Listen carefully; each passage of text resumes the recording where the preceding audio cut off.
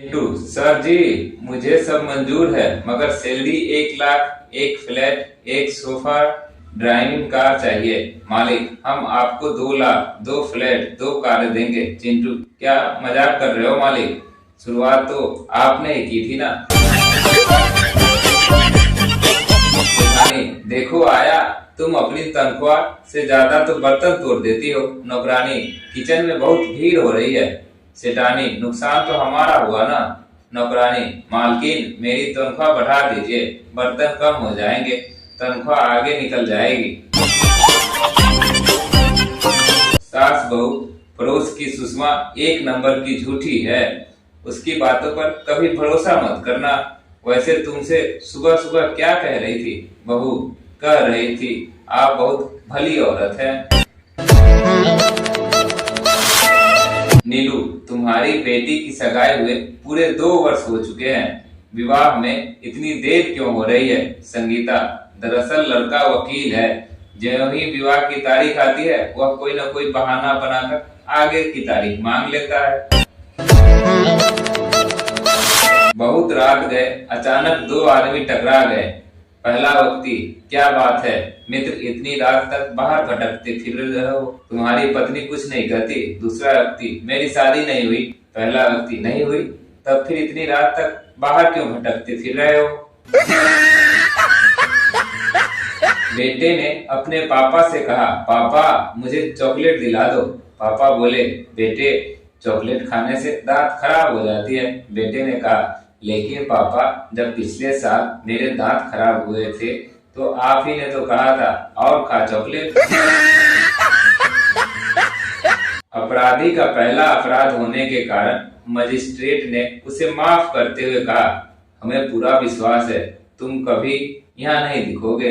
अपराधी, हाँ हजूर, मेरी पूरी कोशिश होगी कि मैं पुलिस मुझे कभी पकड़ न सके और फिर मैं कभी नहीं दिखूंगा।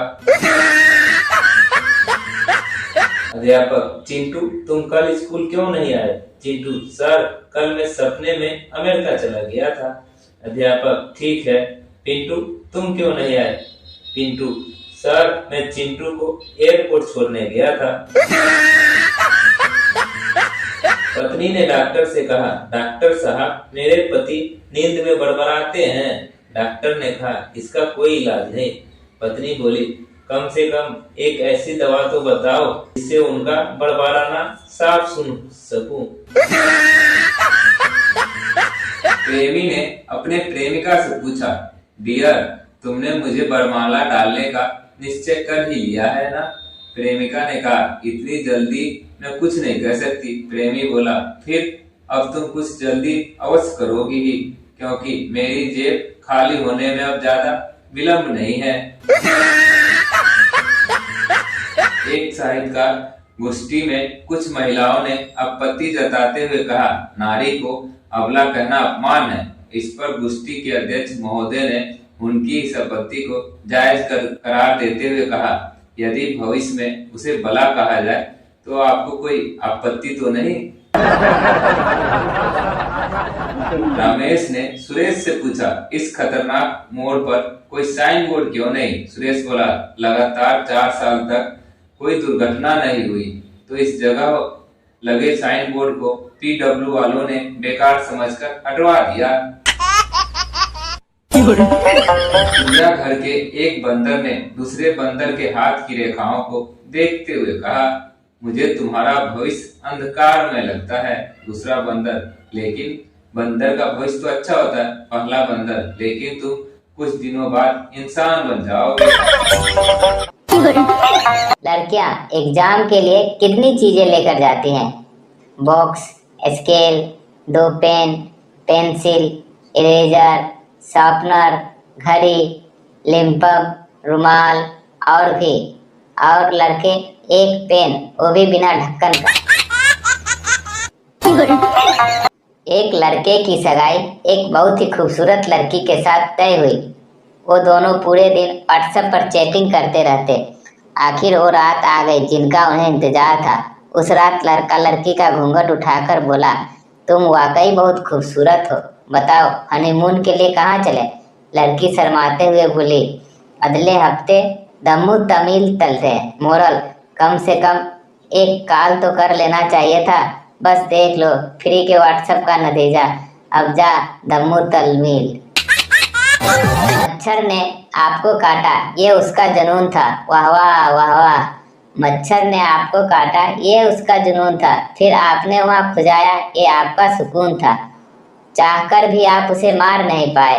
गौर फरमाइए हजूर, चाहकर भी आप उसे मार नहीं पाए, क्योंकि उसकी रगों में आप ही का खून था।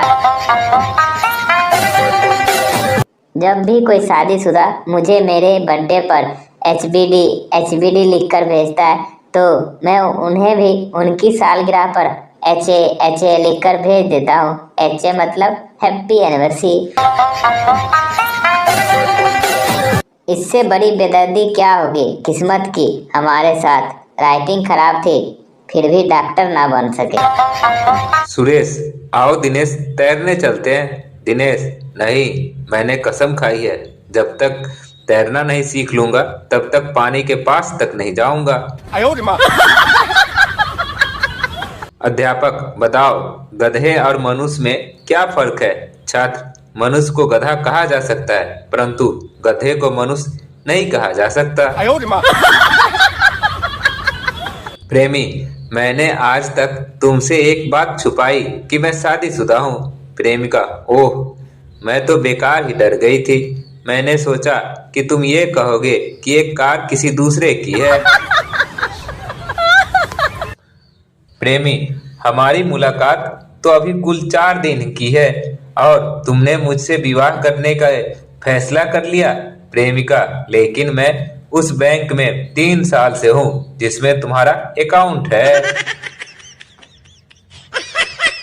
पत्नी, आजकल ये फकीर बड़े फरेबी होते हैं। पति, क्यों, क्या बात हुई?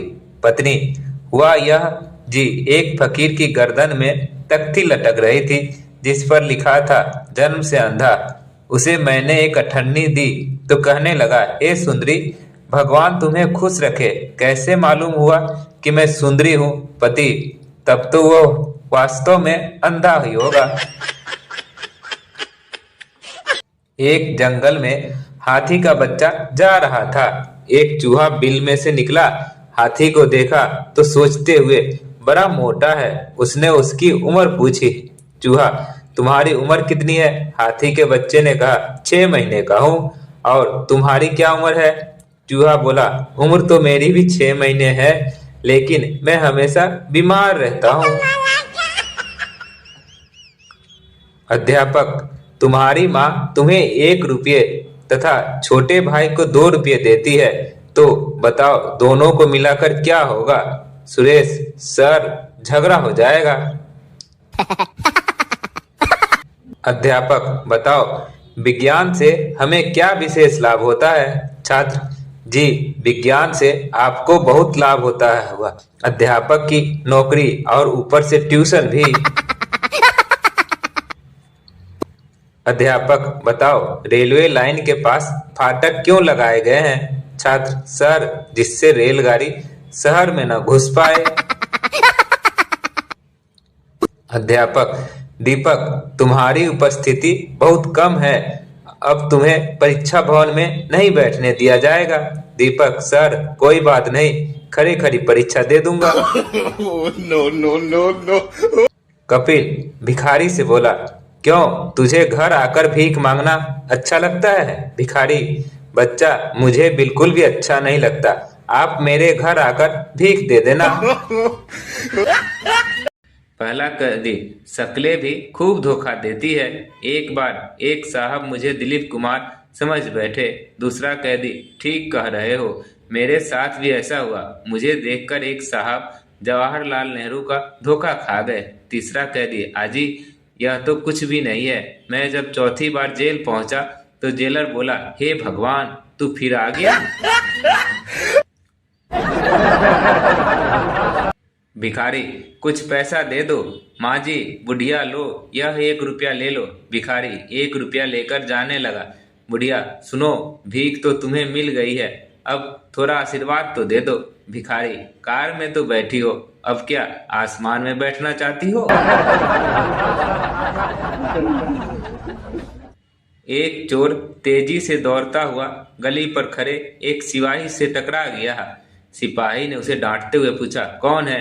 पहले चोर घबरा गया, फिर भागते हुए बोला, चोर। सिपाही ने उसे भागते हुए देखकर हंसकर कहा, बड़ा पागल आदमी है, पुलिस से मजाक करता है।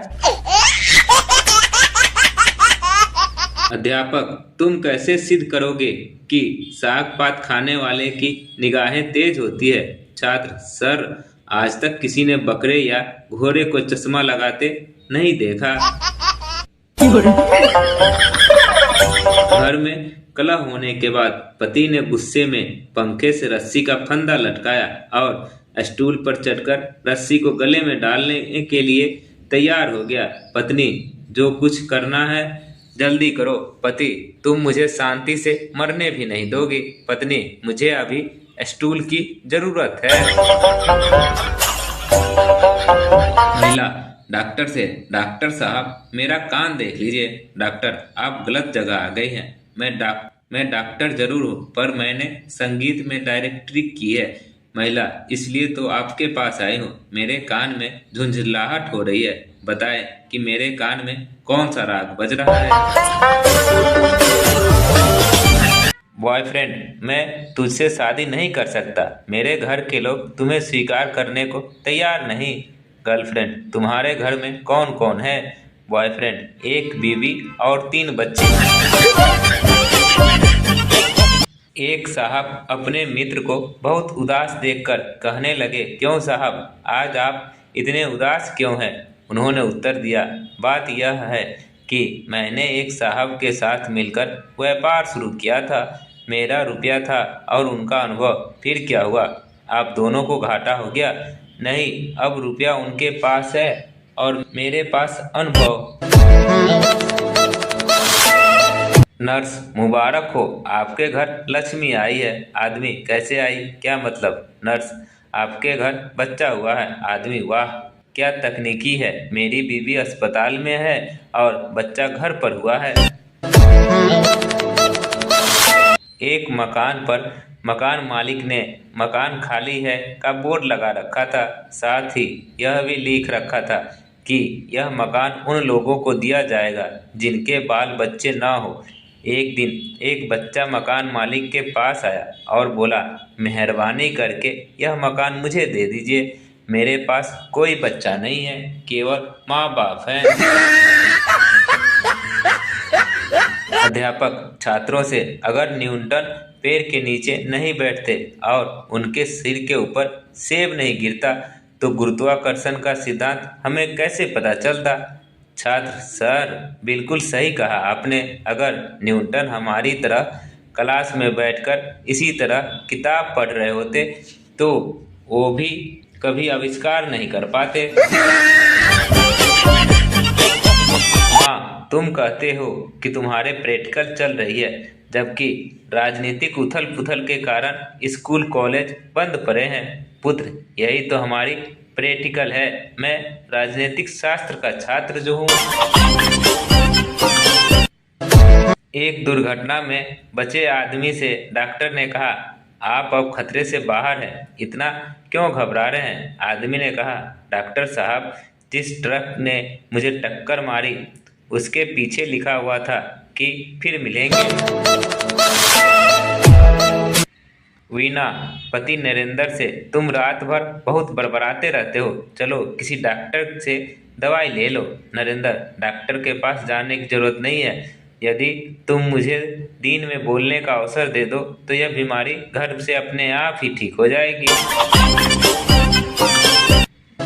अध्यापक, बोलो बच्चों, गंगा नदी पटियाला से निकलती है। भावना, छात्रा, सर नहीं, गंगा नदी पटियाला से नहीं निकलती। प्रिंसिपल महोदय, आप भी कैसे अध्यापक हैं? गंगा नदी पटियाला से नहीं, गंगोत्री से निकलती है। अध्यापक, प्रिंसिपल महोदय, गंगा नदी पटियाला से निकलती है और तब तक निकलती रहेगी जब तक मेरी 7 महीने की तनख्वाह नहीं मिल जाती। दोस्तों, आप लोगों को हमारी जोक कैसी लगती है कमेंट कर जरूर बताएं। अच्छी लगती है तो लाइक कर दें और चैनल को सब्सक्राइब कर दें। और हाँ दोस्तों, अपने दोस्तों के साथ शेयर करना ना भूलें ताकि वो भी जोक का आनंद ले सके। धन्यवाद।